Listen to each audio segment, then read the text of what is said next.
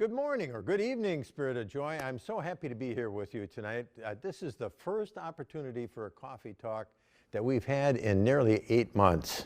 And in 8 months, an awful lot has transpired around here. And I'm not talking about the election or coronavirus, although the coronavirus has affected the way that we do church and the way we do things around here.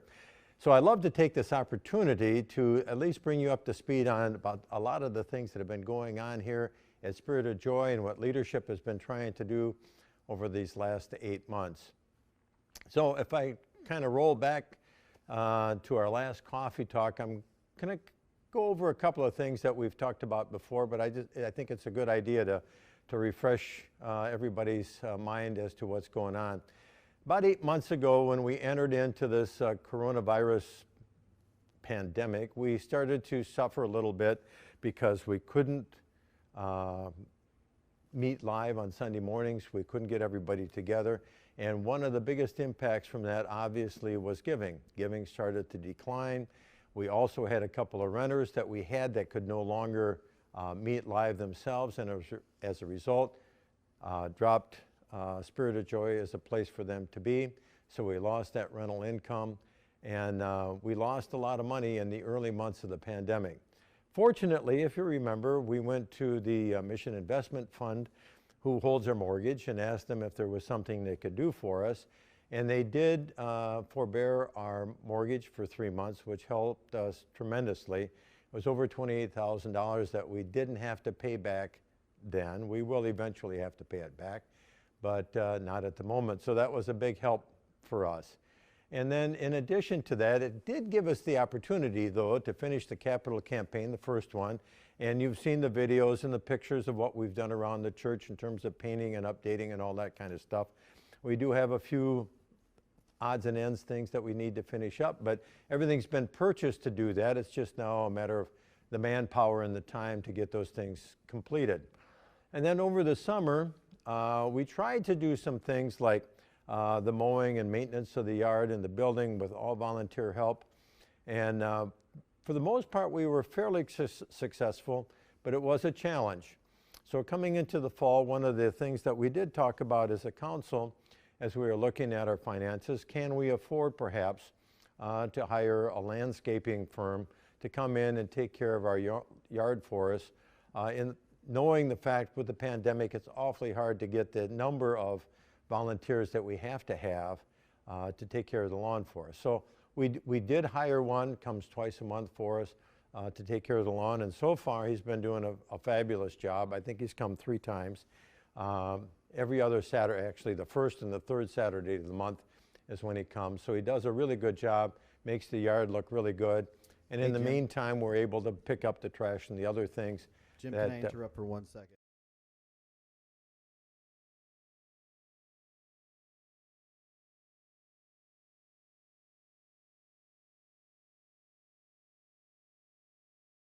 Discussion over several LC meetings to figure out, exactly how we could approach the quilting team and get them on the lawnmower to get out there in the yard.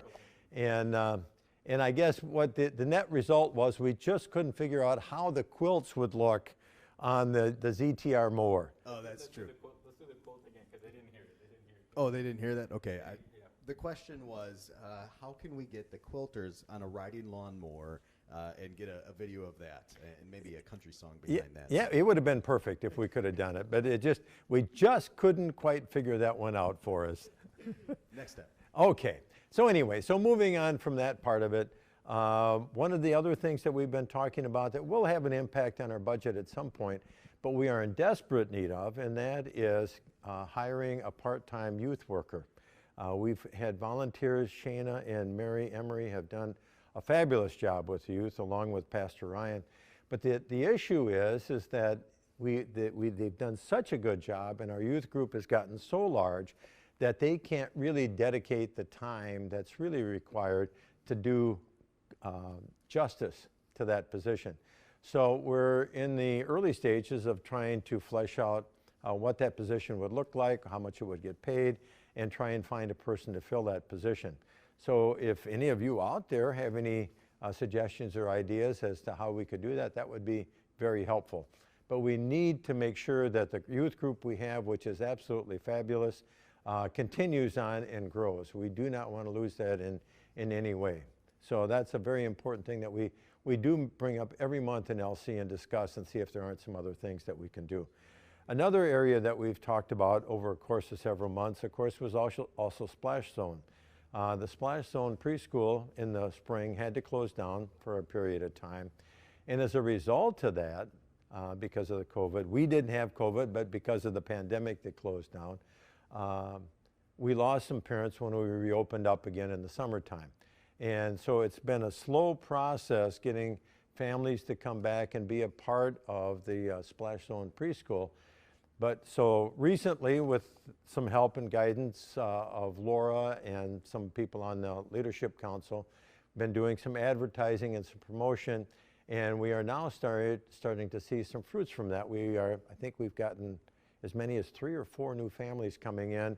We had to lay off all the teachers at one point. We hired back 2 or 3 of them, and now we're getting to the position where we may have to hire back the 4th teacher, which would be absolutely great. And that would help, again, our overall budget, because until we get enough families to get us over the financial break-even point, this preschool is teetering on costing us a few dollars or making us a few dollars. And we'd like to get past that point. I mean, it'd be great if we could generate enough income to pay all the salaries, buy all the supplies, do all the things we need to do, and then have a couple of dollars left over. We're close to that, but we're not quite there yet. But we are headed certainly in the right direction.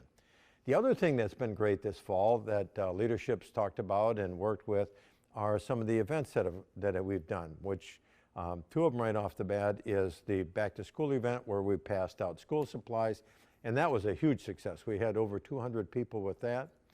And then we just recently did the trunk or treat, which was awesome. We had, I'm trying to think, 13 or 14 trunks. I can't remember exactly how many. 489 people, Jim. 489 people came here, and it was just a steady stream. And everybody was just tickled pink to be here. I think not only because it was Halloween, but it was something they could do with their kids out of the house that was good, clean, fun, and a joy to be at. And it was. And everybody that participated had a great time all the way up to the end until Jose, I, and Ryan got shaving cream pies in our face. But so much shaving cream. So much. In and around. In it, yes. It was. Smell it. It was awesome, but we had a great time. So that was a great function.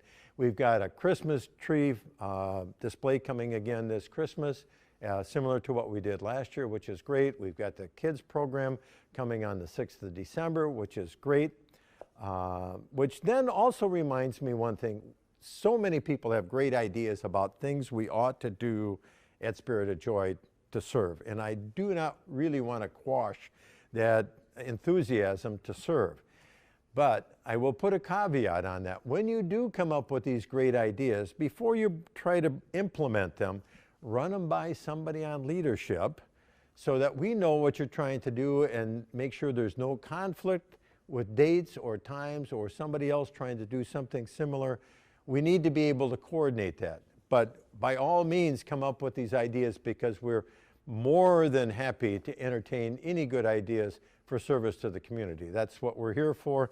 And last week, I was made deacon, got this nice little cross from the synod. Service is what I'm all about. So let's, focus those ideas and bring in the council when you have them. Which brings me up to our current state. And right now, our biggest concern in council, aside from the capital campaign, which we've just recently started, and by the way, we're doing excellent with, is stewardship. I think one of the downsides of the pandemic and the video, internet presentations that we do on Sunday morning, which are awesome, it has, I think, allowed some people to kind of forget that the church still depends upon your generosity for our survival. And our income has been running lately somewhere between $1,000 to $1,500 a month below what it should be. And as a result, our cash on hand has dropped down precipitously low, at least from our perspective, and that's right around $30,000, which sounds like a lot of money until you understand that our payroll alone is over $14,000 a month, and we still got to pay for utilities and water and all these other things. That $30,000 will last us less than 2 months.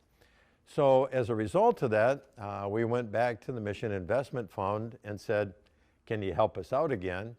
And they graciously said, well, for the months of November and December, we will allow you to make interest-only payments. You don't have to pay the principal, which will save us a fair amount of money, but it's only for 2 months. And I'm hoping with our discussions and coming back to live worship that people will once again get back into the mode of honoring their stewardship commitments to the church. Now, having said that, and I will say this as I said every time I've talked stewardship, 2 things. One is stewardship is not just money, although every time somebody mentions the word, everybody thinks money. And it is a part of it, and it's an important part of it to keep our lights on and all that kind of stuff. But stewardship obviously is how we take care of what God has given us in the world. I mean, not just our money and not just as church, but each other, the environment, the world as a whole. That's what stewardship is. Money is an important part of it, but so is also our service to the world, helping those that are in need, helping the environment where we can, doing our part as good stewards. And that's really what we have to think as good stewards, good servants in this environment that God has entrusted to us while we are here on earth with Him. So let's think about that. The second part about that is, though, I understand through the pandemic especially that it has affected a lot of families financially. And if you just don't have the money, you don't have the money. I'm not going to try and guilt you giving us money that you really don't have. I want you to give it because you're able and you want to through the love of SOJ and through the love of Christ. And that's what we're looking for. But if you've gotten out of the habit and you can afford it and you're in a position to do it, let's start getting back in the habit of doing our stewardship, either sending us a check, bring us money over, or the easy way is to do it online. As you see every Sunday, you can do that very easily through the web. So there are a number of ways that you can give. Make it easy and painless. You can even do it by credit card automatically. So think about that, pray about it, and we would appreciate any efforts that you could make in a positive direction for us in that way. So Ryan, turning to you, are there any comments that we have at this point? We will right now go live to some Q&A with the president of Spirit of Joy. Respond with any questions. If you have any questions whatsoever, typically regarding Spirit of Joy, I would say give a shout out. Give a shout out to us. Give a shout out. We would love to hear from you. Now, I will say too, while we're waiting for any kind of response, now also is the upcoming budget. We're putting that together. So if you're a part of a team, please get together, create your budget for 2021. Let us know what you're going to spend, even if you're not going to ask for church money. Let us know what you're going to spend, because there may come a time when your group changes up a little bit and those that are giving to fund whatever it is you're doing aren't funding it anymore, and you will come to the church. So we need to know how much people are spending to do their various team activities. It'd be a great help to us. So number one, do that. Get it into the finance team when you put that together. That would be very helpful so they can get their budgets complete. The second thing is we are looking for nominations for the Leadership Council. I think we have 2 people going off, if I remember right. So we need names for people who are willing and able and have a real calling to serve in leadership here at Spirit of Joy. Join the 9 of us plus pastor once a month to set the direction for the church. It would be great if you did. We're always looking for passionate people to help, to guide, to be a real positive influence on the church. So please, do that. If you're interested, please let Who's in charge? Casebolt, Adam Casebolt? his wife. Oh, no, Jen Schmidt. Jen Schmidt. Jen Schmidt, I'm Jen sorry, Schmidt. that's right, Steve Schmitz. Jen Schmidt is, so let Jen know, and I think she was in one of the newsletters, if I remember right. Right. So you can contact her through that. That would be a great help if you can do it. We're always looking for new members to help us get a little fresh approach, a fresh look on what we're doing here at Spirit of Joy. If you like what we're doing, that's also great too. So diversity is a wonderful thing. So we would love to have, you know, a diverse group of people so we can really work on a great group of ideas to move our church forward and upwards each and every month that we're here.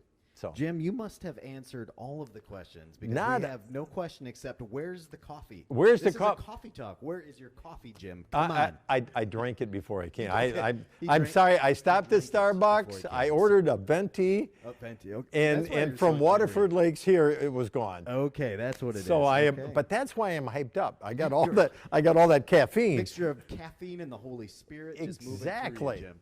That's exactly. If there's no more questions, I guess the only question I have is if you had to choose between the Bears and the Cubs, Jim, who would you pick?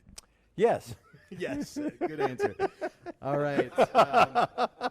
Last chance, y'all. Last chance. Any questions for y'all? Other than that, I do appreciate your time, Jim. You have been amazing. And Jose, behind the camera, came out today. And Diane loves the coffee talk. All right. Diane, do you have coffee?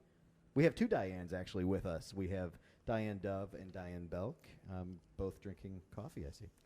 Okay. Okay, if there's no more questions, Jim, any final thoughts before we head out? I just hope to see you guys that are willing to be here on Sunday mornings with us. I think we're going to plan on being here next Sunday. I know Kento's been pushing us to be here. So we may show up, and I'd love to see you. But in the meantime, please watch Sunday services and, you know, pray for Spirit of Joy because, you know, we all are in this together. Have a good night. Amen. Good night, everybody. Have a wonderful night. God bless y'all.